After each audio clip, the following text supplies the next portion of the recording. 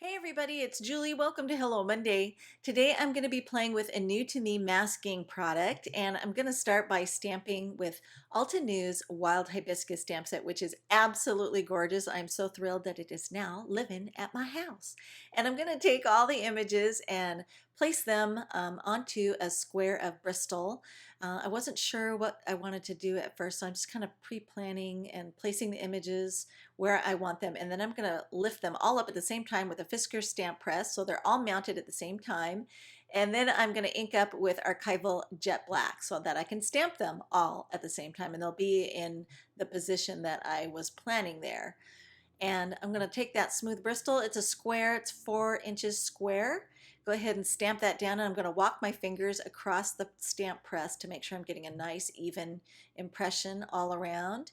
And then when it pops back up, because it has those spongy feet on it, the paper kind of stuck there, so I just had to lift it off. And then I'm going to go over the tops of my images with a Molotow masking pen, and it comes from Germany, so no sprechen Sie Deutsch. I'm not sure if I'm pronouncing the name right, but I'm going to paint over the top, and this is a pump action pen, so the tip is white and then you pump it against some scratch paper, and then the fluid starts to come down out of the barrel and fills up the tip. And then whenever you need more, you just keep pumping. So I just pumped a couple times until I saw the fluid coming down and it saturated the tip. And then as I needed it, I would give a pump and send more fluid down into the tip to keep coloring. So I just painted basically, or drew right over the top of my stamped flowers, and then I let it dry. And then because I'm still flying by the seat of my pants, I decided to go ahead and try another suggestion somebody had made about Distress inks blending much better on Bristol or watercolor paper instead of Neenah Solar White. So since I knew I was working with Bristol anyway, I decided to go ahead and try it out. And wow, I was like really impressed with how much my blending skills improved. So maybe it wasn't so much user error and more paper product that I was using. So anyway, I just went right over the top of everything, and you can see that the masking fluid has protected the flowers. And then you can start peeling that away with just the tips of your fingers. So you just kind of get it going there and you can start pulling it away. It's kind of like rubber cement, but it's blue. So you can just keep going over the top of that. I did have to be a little bit careful because I found that if I was too aggressive, I kind of was peeling away the top surface of the paper. So I was careful.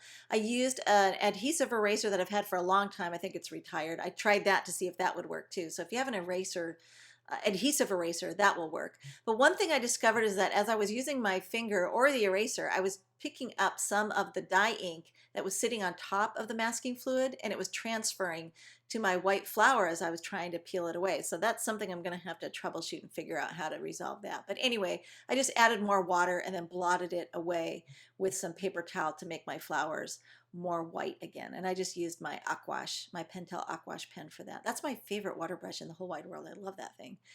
And then I'm going to take some die cut scripty hellos. These are by Mama Elephant, and I just die cut it 3 times from some black cardstock, and then I'm going to use that needle nose glue applicator tool to put some adhesive, liquid adhesive there on the top of it, just little dots really quick, and then layer those 3 die cuts together.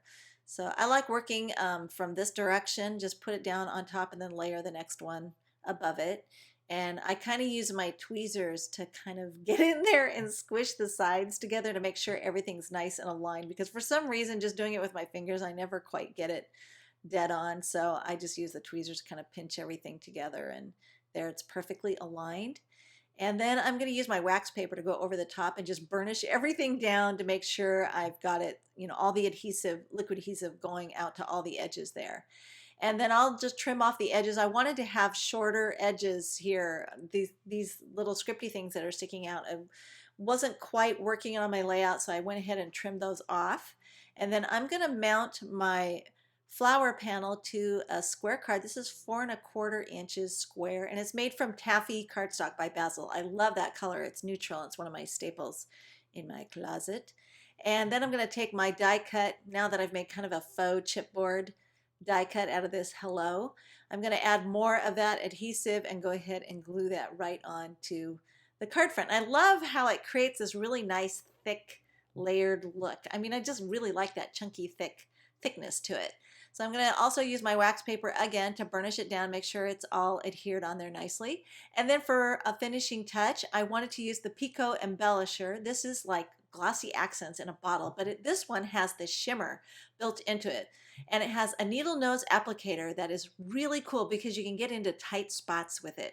So I'm just testing it, making sure it doesn't have any air bubbles and it's not going to pop out on me. And then I'm just going to take that needle nose applicator and just go right over the top of my die cut, right on my project, get it a nice coating of it. And you can't see it very well on camera here, but the shimmer is built in and it shows up really cool when it's dry. It's going to be a nice high loft glossy effect. And then I just got to get that needle back into the nozzle there and then screw it. Oops, I had a kind of a Pico booger there. I had to get rid of it.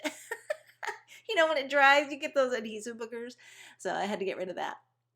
And there you can see the high gloss effect and how cool it turned out. I added a couple of Pretty Pink Posh sparkling clear sequins. All the supplies are listed in the description box below. Still shots at the blog, and thanks for watching.